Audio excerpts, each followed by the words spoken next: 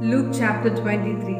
Then the whole assembly rose and led him off to Pilate, and they began to accuse him, saying, "We have found this man subverting our nation. He opposes payment of taxes to Caesar and claims to be Messiah, our king." So Pilate asked Jesus, "Are you the king of the Jews?" "You have said so," Jesus replied. Then Pilate announced to the chief priests and the crowd, "I find no basis for a charge against this man." But they insisted he stirs up the people all over Judea by his teaching. He started in Galilee and has come all the way here. On hearing this, Pilate asked if the man was a Galilean. When he learned that Jesus was under Herod's jurisdiction, he sent him to Herod, who was also in Jerusalem at that time.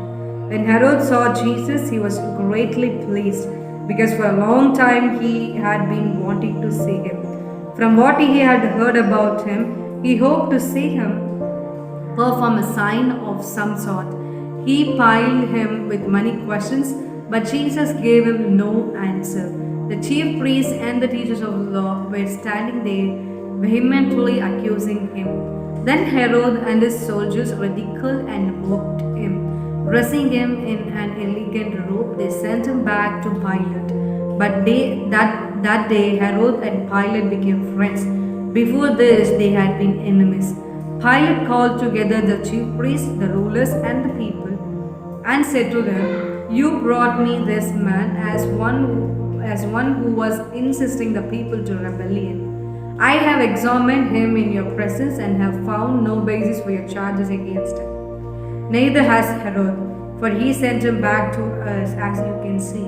He has done nothing to deserve death. Therefore, I will punish him and then release him."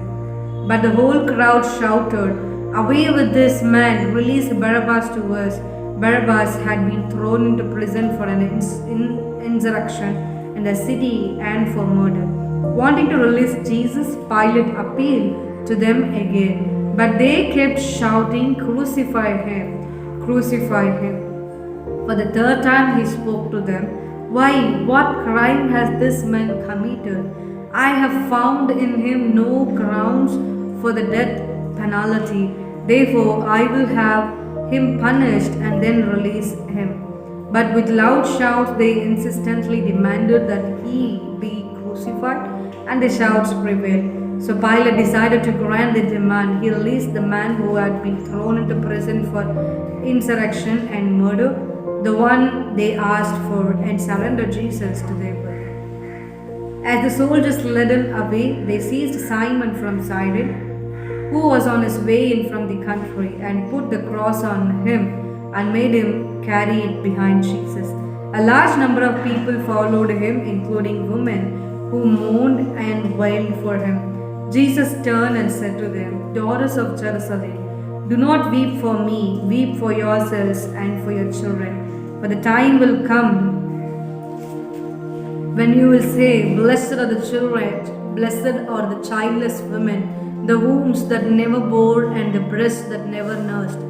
Then they will say to the mountains, 'Fall on us,' and to the hills, 'Cover us.' For if people do these things when the tree is green, what will happen when it is dry?"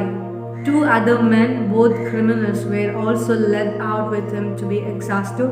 When they came to the place called the Skull, they crucified him there along with the criminals, one on his right, the other on his left. Jesus said, "Father, forgive them, for they do not know what they are doing." And they divided up his clothes by casting lots. The people stood watching, and the rulers even sneered at him. They said, "He saved others. Let him save himself if he is God's Messiah, the chosen one." The soldiers also came up and mocked him. They offered him wine vinegar and said, "If you are the king of the Jews, save yourself." There was a written notice above him which read, "This is the king of the Jews." One of the criminals who hung there hurled insults at him. "Aren't you the Messiah? Save yourself and us."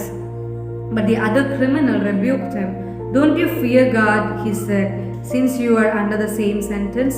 We are punished justly, for we are getting what our deeds deserve. But this man has done nothing wrong. Then he said, Jesus, remember me when you come into your kingdom. Jesus answered him, truly I tell you, today you will be with me in paradise.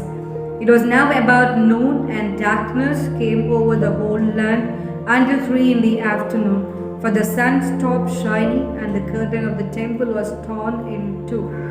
Jesus called out with loud voice, Father, into your hands I commit my spirit. When he had said this, he breathed his last. The centurion, seeing what had happened, praised God and said, surely this was a righteous man. When all the people who had gathered to witness this sight saw what took place, they beat their breasts and went away. But all those who knew him, including the woman who had followed him from Galilee, stood at a distance watching these things. Now there was a man named Joseph, a member of the council, a good and upright man, who had not consented to their decision and action. He came from the Judean town of Arimathea, and he himself was waiting for the kingdom of God. Going to Pilate, he asked for Jesus' body. Then he took it down, wrapped it in linen cloth, and placed it in a tomb cut in the rock, one in which no one had yet been laid. It was preparation day, and the Sabbath was about to begin. The woman who had come with Jesus from Galilee followed Joseph and saw the tomb and how his body was laid in it. Then they went home and prepared spices and perfumes, but they rested on the Sabbath in obedience to the